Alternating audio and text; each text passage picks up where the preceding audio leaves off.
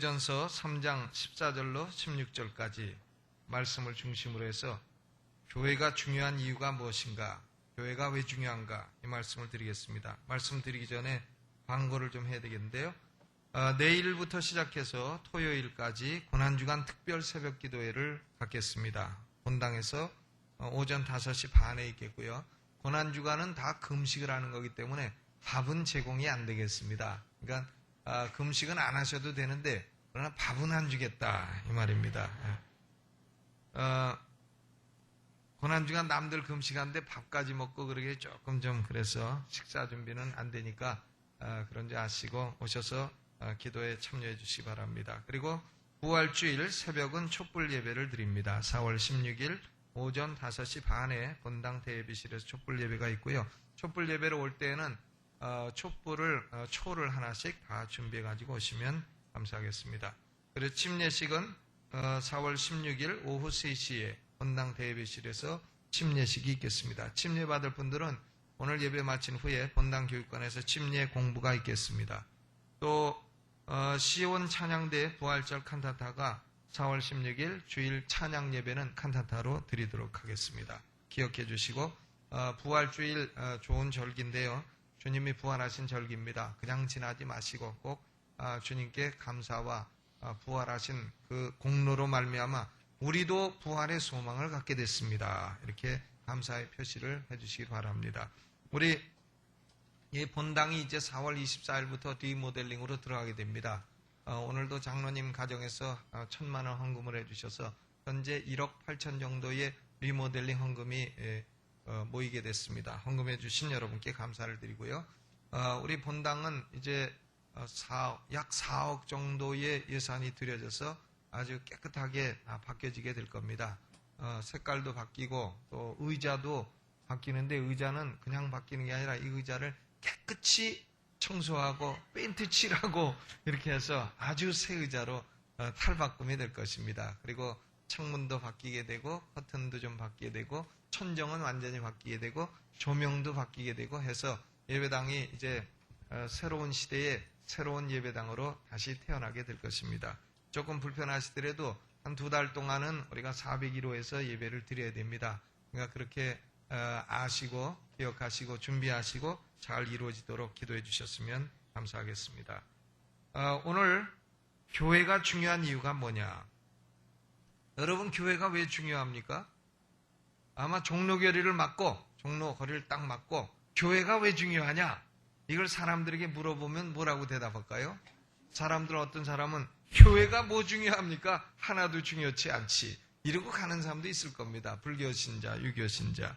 또 어떤 사람은 교회는 옛날 박물관 아닙니까? 그 옛날 책을 그렇게 뒤지고 목사들이 옛날 책이나 그렇게 얘기하고 그 박물관 같은 것이지 현대 세계에는 교회는 필요치 않습니다. 이러고 말하고 가는 사람도 있을 겁니다. 또 어떤 사람은 교회는 도덕적인 기관입니다. 이 사회의 도덕의 타락을 막는데 결정적으로 중요합니다. 가정 파괴를 막고 도덕 파괴를 막는데 교회가 기여해야 되는 도덕적인 기관입니다. 이렇게 말할 사람도 있을 겁니다. 또 어떤 사람은 교회가 사회 구제를 해야지요. 교회는 사회 구제 기관이 아닙니까? 외로운 자, 배고픈 자, 소외된 자를 돕고 인생의 위기를 당했을 때에 도움을 줄 수 있는 그런 기관이 아닙니까? 이렇게 대답하는 사람도 있을 겁니다. 그런데 사도 바울이 디모데 전서에서 교회가 왜 중요한 기관이냐 말하는 이유는 뭡니까? 바울은 교회를 아주 중요하다고 말하고 있습니다. 교회가 왜 중요합니까? 교회가 중요한 이유는요. 바울의 논리는 이런 겁니다. 하나님은 살아계신 하나님이시다. 천지의 창조자여 통치자시다. 예수 그리스도는 하나님이시다. 예수 그리스도는 하나님이시다. 물론 성부 하나님은 아니지만 예수 그리스도도 제2위의 하나님이시다. 그런데 예수 그리스도가 살아계신 하나님으로서 육신을 입고 이 땅에 오셨다 하는 겁니다. 고로 예수 그리스도는 성육신하신 하나님이시다. 그렇기 때문에 예수 그리스도는 중요한 분입니다. 왜냐? 하나님이 육신을 입고 오신 분이기 때문에 중요합니다. 하나님이 중요치 않습니까, 여러분?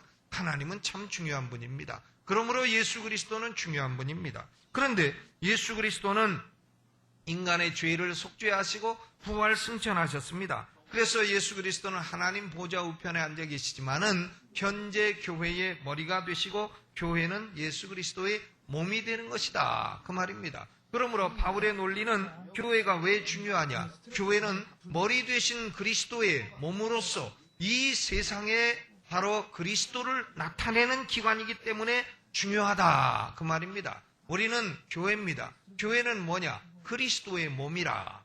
예수 그리스도는 보이지 아니하시지만은 그리스도의 몸된 우리를 통하여 우리를 지체로 사용하셔서 이 세상에 그리스도가 어떤 분이며 하나님이 어떤 분이신지를 교회를 통해서 나타내고 계시하고 계시다 하는 겁니다. 그렇기 때문에 그리스도는 성육신하신 하나님이요 교회는 성육신하신 그리스도라. 교회가 그리스도의 성육신이라. 그러므로 교회가 중요하다는 것입니다. 바울이 이 진리를 자세하게 설명하기 위해서 초대교회의 찬송가 가사를 인용하고 있습니다. 3장 16절 중반부터 보시죠. 이게 찬송가입니다. 초대교회의 찬송 노래예요. 거기 점 찍혀 있죠? 제 성경에는 점이 찍혀 있는데 그는으로부터 시작된 그것을 한번 읽어보겠습니다. 시작. 그는 육신으로 나타난 바 되시고 영으로 의롭다 하심을 입으시고 천사들에게 보이시고 만국에서 전파되시고 세상에서 믿은 바 되시고 영광 가운데 올리우셨음이니라 그랬습니다. 16절 전반에 보면 크도다 경건의 비밀이요 그렇지 않다 하느니 없도다 그랬어요. 경건의 비밀이라. Mystery of Godliness. 이 경건의 비밀이라는 게 도대체 뭐냐? 어떤 분들은 경건의 비밀 하니까 기도 중에 무슨 음성을 듣는다든가 아니면 환상을 본다든가 그런 신비적 체험으로 생각을 합니다만은 그렇지 않습니다. 여기 경건의 비밀이라 하는 것은 비밀이라고 말할 때는 무슨 뜻이냐면 인간의 이성이나 인간의 묵상이나 인간의 철학이나 사고로는 깨달을 수 없는 것이다. 그런 뜻입니다. 비밀이라, 무스테리온 혹은 미스터리 이 말은 뭐냐면 오직 하나님의 계시로만 알 수 있는 것이다. 그런 얘기입니다. 고로 경건 이것은 하나님의 계시로만 알 수 있습니다. 여기서 바울이 하나님의 계시로만 알 수 있는 경건의 비밀은 뭐냐? 두 가지를 얘기하고 있는 겁니다. 하나는 그리스도 예수님이요 다른 하나는 교회라 그랬어요. 그리스도 예수님은 경건의 비밀이요 교회도 경건의 비밀인 것입니다. 하나님의 계시가 없이는 하나님의 성령에 깨닫게 하시는 역사가 없이는 바로 깨달을 수가 없는 것이다 그 말입니다. 저는 28살에 예수 믿었는데요. 예수 믿기 전에도 성경책을 갖고 다녔습니다. 제가 대학 다닐 때도 예수도 안 믿는 주제에 성경책은 맨날 갖고 다녔어요. 성경책 옆에는 불경책, 불경책 옆에는 논어맹자 대학중형 갖고 다녔습니다. 성경을 읽었습니다. 성경 읽고 성경 말씀 줄치면서 읽고 그것을 아주 또 좋은 말씀으로 생각을 하고 십계명을 아주 훌륭한 말씀으로 생각을 하고 이렇게 생각을 했습니다.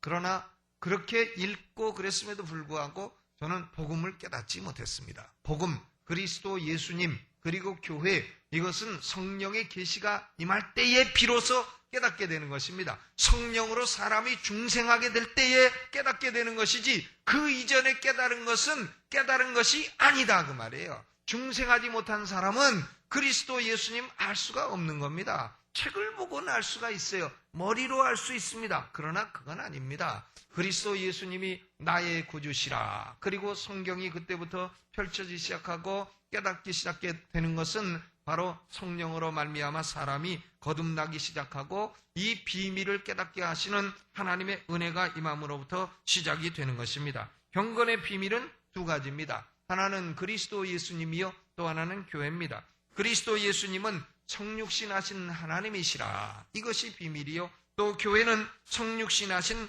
예수님이시라. 이것이 비밀인 것입니다. 여기 초대교회 찬송은요. 예수님이 성육신하신 하나님이시다. 이걸 말하고 있는 겁니다. 예수님을 보면 예수님에 대해서 삶과 본질을 아주 축약해서 거기 설명하고 있는 겁니다. 첫째로 16절 보세요.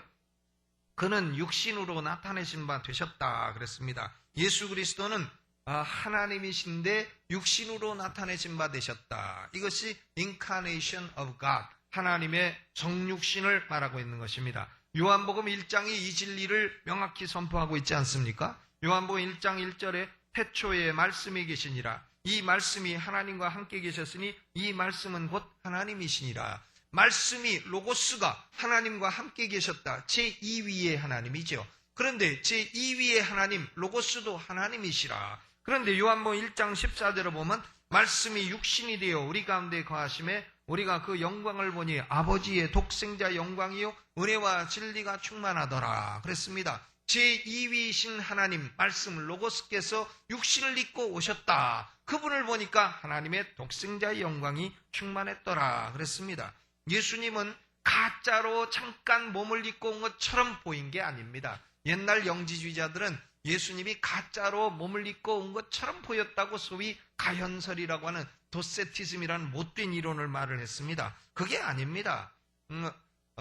니케아 종교회의, 콘스탄티노플 종교회의, 옛날에 훌륭한 목사들이 다 모여서 종교회의를 해서 결론이 뭐냐면 예수님은 진짜로 100% 인간의 몸을 입고 오신 하나님이시라. 예수님은 100% 신성을 가지셨고 100% 인성을 가지셨고 완전한 인간과 완전한 하나님이 한 몸을 이루신 분이시라.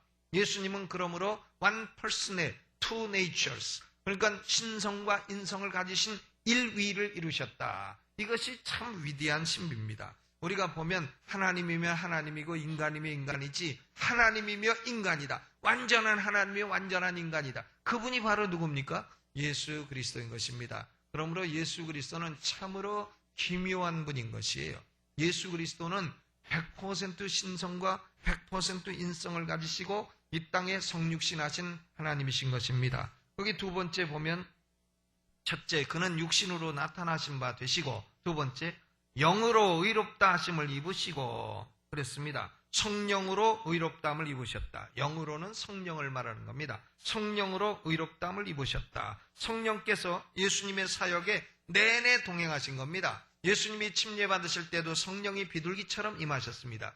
예수님이 또 공생의 내내 능력을 주신 분은 누구냐? 성령이십니다. 성령께서 계속 능력과 권능을 아주 물붓듯이 부으셨다 그랬어요. 또 무엇보다 중요한 것은 예수님을 죽은 자 가운데 살려낸 분이 누구냐? 성령이신 겁니다. 그래서 로마서 1장 4절을 보면 성결의 영을 통하여, 즉 성령을 통하여 죽은 자 가운데서 부활하여 능력으로 하나님의 아들로 인정되셨으니 곧 우리 주 예수 그리스도시니라 그랬습니다. 예수님이 죽은 자 가운데 성령의 능력으로 부활하심으로 말미암아 예수님의 모든 사역은 진리요 예수님이 행하신 것은 의라 하는 것을 성령이 증거하신 것입니다. 그러므로 여기 노래는 영으로서 의롭다 하심을 입으셨다 그랬어요. 세 번째로는 천사들에게 보이셨다 그랬습니다. 예수님은 탄생부터 시작해서 계속해서 천사들의 수종을 받았습니다. 예수님이 탄생할 때에 마리아에게 예수님의 수태고지를 천사가 해주지 않았습니까?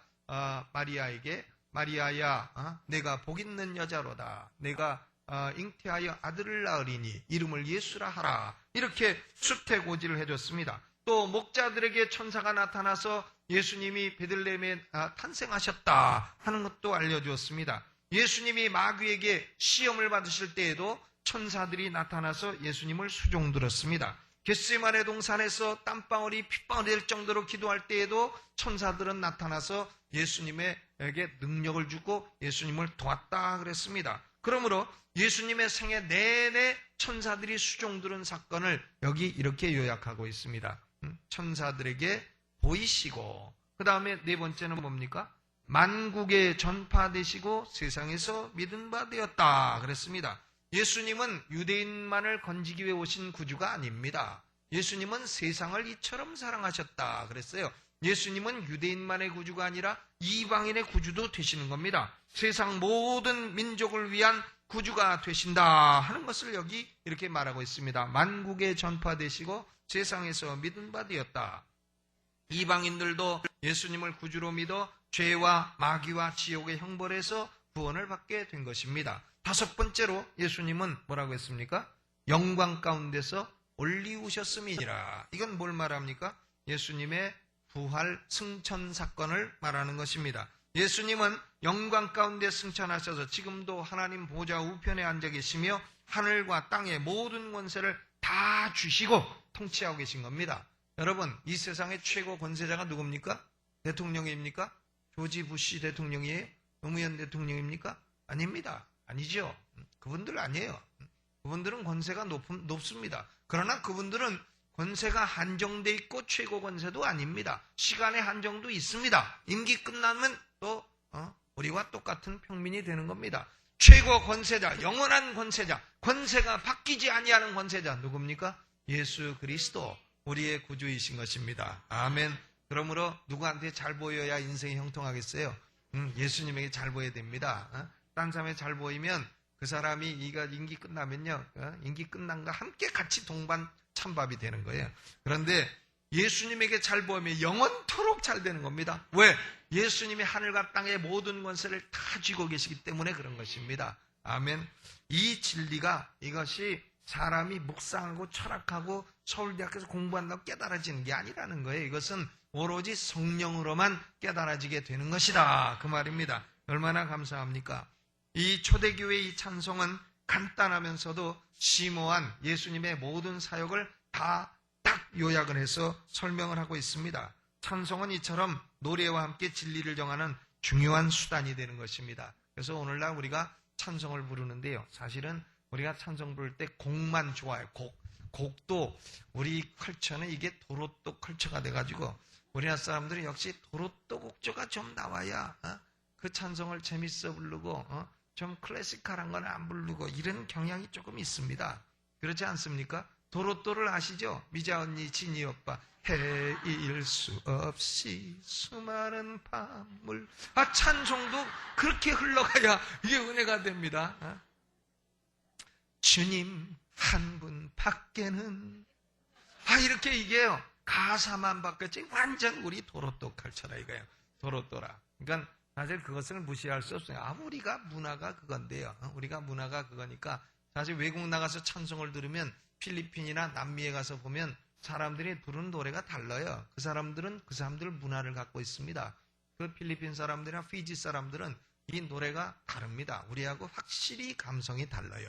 그 사람들은 다 머라이어 캐리 같고 다 그 노래가 참 대단합니다. 그런데 우리는 또 우리 나름대로의 이 컬처가 있고 우리의 컬처에 맞는 찬송을 부르는데 우리가 곡도 중요하지만요, 가사가 중요한 겁니다. 왜냐? 찬송이란 결국 가사를 통해서 진리를 전파하는 것이기 때문에 그런 것입니다. 그래서 우리가 가사를 보고 가사 중에도 비성경적이 있으면 자꾸 또 바꿔나가고 이렇게 해야 될 것입니다. 그래서 여기서 바울이 말하는 경건의 비밀은 첫째로 그리스도 예수님입니다. 그리스도 예수님은 하나님으로 성육신하신 하나님이시요, 성령으로 의롭다함을 받으시고 그리고 천사들에게 수종을 받으시고 만국에 전파되신 만국의 구주가 되신 것입니다. 영광 가운데 승천하셔서 지금도 하나님 보좌 우편에 계신 겁니다. 그러면 예수님이 하나님 보좌 우편에 계시면 예수님은 지금 이 세상과는 무관하다는 말이냐? 그게 아니지요. 두 번째로 이 경건의 비밀은 뭐냐?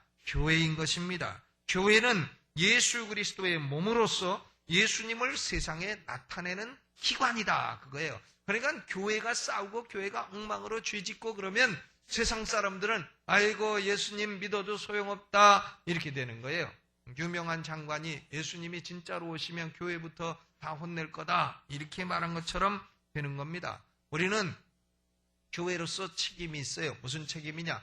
예수님을 세상에 바르게 보여줘야 될 책임이 있는 것입니다. 교회가 왜 중요하냐? 바로 성육신하신 그리스도의 몸이기 때문에 그런 겁니다. 그러면 교회는 이 건물이 교회냐? 아니죠. 이것은 예배당이에요. 교회가 아닙니다. 그러니까 교회 간다 할 때는 우리 성도들이 모이는 자리에 간다는 뜻이지 예배당 간다는 뜻이 아닌 겁니다.